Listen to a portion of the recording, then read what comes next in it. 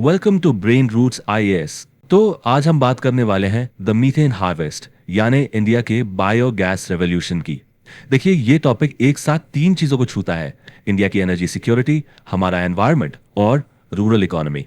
तीनों के लिए बहुत जरूरी है। पर सबसे बड़ा सवाल, आखिर ये अभी इस वक्त इतना जरूरी क्यों हो गया है? आइए इसी को समझते हैं। चलिए एक सिचुएशन इमेजिन करते हैं।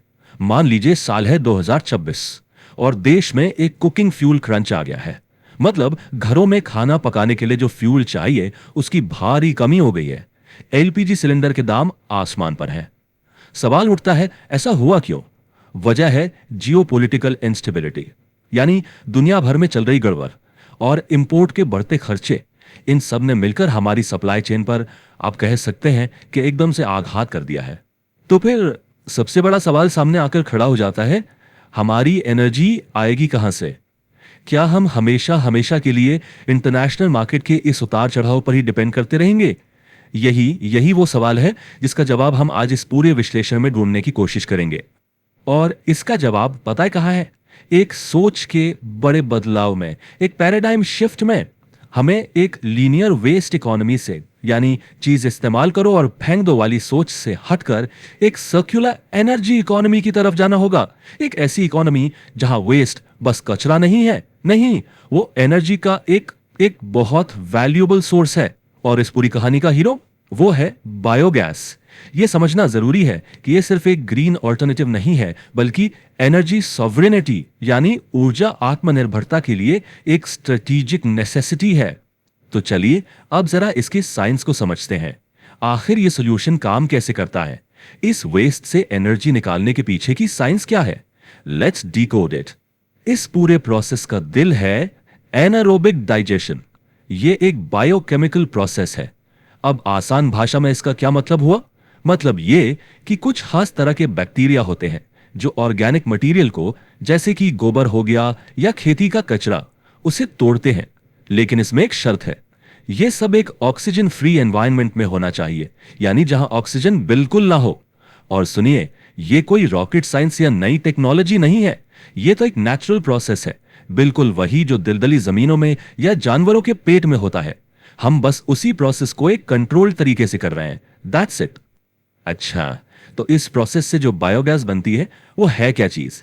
देखिए, ये गैस का एक मिक्सचर है। इसका जो सबसे बड़ा कंपोनेंट है वो है मीथेन, करीब 55 से 60% तक। और यही वो गैस है जिससे एनर्जी मिलती है। बाकी क्या है? बाकी ज्यादातर कार्बन डाइऑक्साइड है और थोड़ी बहुत मात्रा में हाइड्रोजन सल्फाइड जैसे ट्रेस एलिमेंट्स भी होते हैं। लेकिन यहां एक सबसे सबसे जरूरी बात है। यह प्रोसेस मीथेन गैस को हवा में, यानी एटमॉस्फेयर में घुलने से रोकता है। क्यों?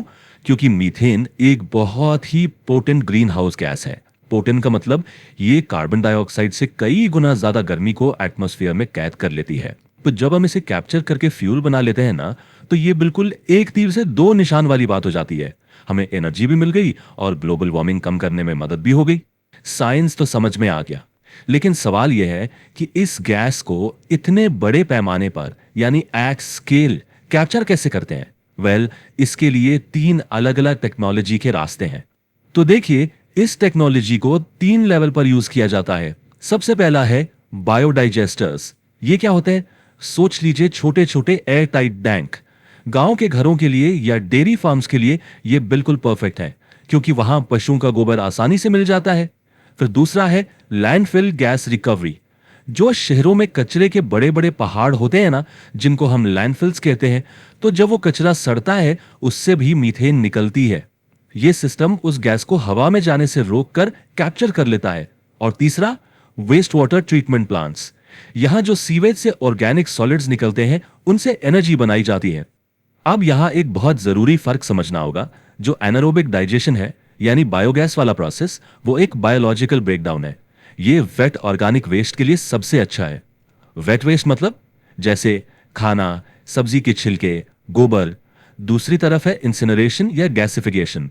ये एक थर्मल ब्रेकडाउन प्रोसेस है, मतलब इसमें वेस्ट को जलाया जाता है। और ये ड्राई वेस्ट के लिए बेहतर है, जैसे कागज, प्लास्टिक, ऐसी चीजें। लेकिन बायोगैस के फायदे सिर्फ फ्यूल बनाने तक ही नहीं रुकते, बिल्कुल नहीं। इसके कुछ ऐसे स्ट्रैटेजिक को बेनिफिट्स हैं, मतलब ऐसे फायदे जो एक साथ मिलते हैं, जो सच में भारत के लिए एक गेम चेंजर साबित हो सकते हैं। पता है, जब बायोगैस बनता है तो उस प्रोसेस में फ्यूल के साथ साथ एक और चीज निकलती है, एक बहुत ही पावरफुल बाय प्रोडक्ट। आप इसे इस पूरे सिस्टम का एक सीक्रेट वेपन भी कह सकते हैं। और ये सीक्रेट वेपन है बायोस्लरी। ये है क्या? ये एक न्यूट्रिएंट रिच ऑर्गेनिक फर्टिलाइजर है, मतलब एक बेहतरीन जैविक खाद। अब इसके फायदे गिनाता हूं। पहला, ये यूरिया जैसे केमिकल फर्टिलाइजर्स पे हमारी डिपेंडेंसी कम करता है। दूसरा, ये लंबे समय तक मिट्टी की सेहत को सुधारता है। और तीसरा, सोचिए, जब किसान केमिकल फर्टिलाइजर कम यूज करेंगे तो सीधा सीधा सरकार का सब्सिडी का बोझ भी तो कम होगा ना। मतलब प्रोसेस एक और सोल्यूशन तीन तीन। तो फिर सवाल वही है, बायोगैस ही क्यों और अभी क्यों जरूरी है? इसके पीछे चार बड़े कारण हैं। नंबर वन, ये इंपोर्ट किए जाने वाले फॉसिल फ्यूल्स पर हमारी निर्भरता को कम करता है। नंबर टू, ये एक डिसेंट्रलाइज्ड एनर्जी सप्लाई बनाता है, यानी एनर्जी वहीं बनती है जहां उसकी जरूरत है, स्थानीय स्तर पर। नंबर थ्री, ये गांव के लोगों को, ग्रामीण समुदायों को एनर्जी और वेस्ट मैनेजमेंट दोनों में आत्मनिर्भर बनाता है, एम्पावर करता है। और नंबर फोर, ये घरों के अंदर जो लकड़ी या कोयला जलाने से पोल्यूशन होता है ना, इंडोर एयर पोल्यूशन, उससे भी कम करता है। इतने सारे फायदे तो हमने गिन लिए, लेकिन इन फायदों को जमीन पर उतारने के लिए सरकार क्या कर रही है? क्या कोई पॉलिसी है? बिल्कुल है। इसके लिए एक बहुत मजबूत पॉलिसी फ्रेमवर्क तैयार किया गया है। और इस फ्रेमवर्क में सबसे इंपॉर्टेंट नाम है 2018 में आई गोबर्धन स्कीम। इसका पूरा नाम है galvanising organic bio agro resources धन।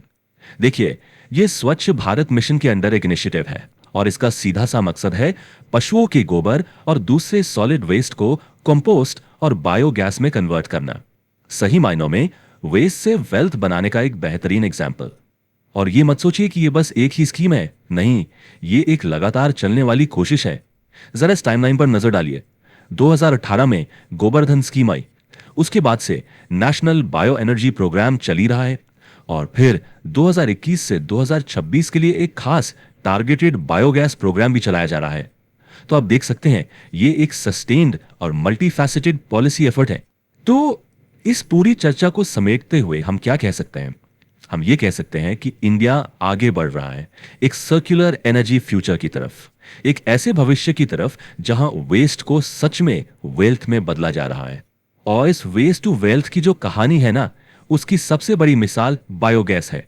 सोच के देखिए, ये एक समस्या को, यानी कचरे को, एक नहीं बल्कि दो बहुमूल्य चीजों में बदल देता है, एनर्जी और फर्टिलाइजर। ये सस्टेनेबल डेवलपमेंट का एक, आप कह सकते हैं कि परफेक्ट मॉडल है। इस पूरी बात का जो निचोड़ है वो शायद इस एक लाइन में है, the goal isn't just solving a fuel crunch, it's about cooling the planet and fertilising our future. इसका मतलब क्या हुआ? मतलब साफ है, मकसद सिर्फ फ्यूल की कमी दूर करना नहीं है, बल्कि इस धरती को ठंडा करना है और अपने आने वाले कल के लिए जमीन को और उपजाऊ बनाना है। चलिए इस चर्चा को एक आखिरी विचार के साथ खत्म करते हैं। याद रखिए, ये जो बदलाव है, ये सिर्फ एक टेक्नोलॉजी का बदलाव नहीं है, ये एक इंपोर्टेड फ्यूल डिपेंडेंट देश से एक सेल्फ फ्यूलिंग देश बनने का सफर है। आत्मनिर्भर भारत की दिशा में ये एक बहुत बड़ा मील का पत्थर साबित हो सकता है। If you found this lecture helpful, like, share and subscribe to the channel.